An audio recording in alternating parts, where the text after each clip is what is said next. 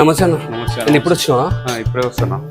అన్న ఇలా chest workout ఉంది. ఏం కొట్టమంటావు? చెస్ట్ దగ్గర నుంచి చూపెట్టచ్చు కదా జనరల్ ట్రైనర్స్ మంచిగా ఉన్నా నా వర్క్. ఫోన్లు పట్టుకోవడం, కూర్చోవడం.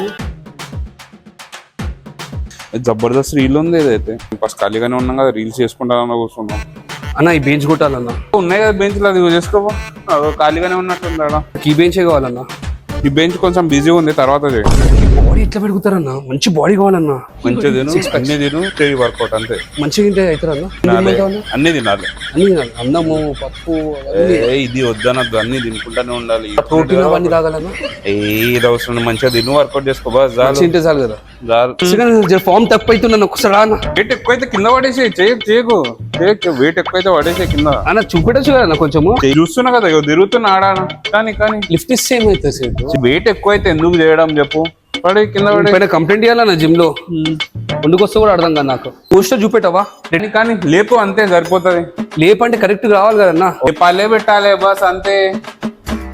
దానికి అంట అన్న కరెక్టా? కరెక్టే.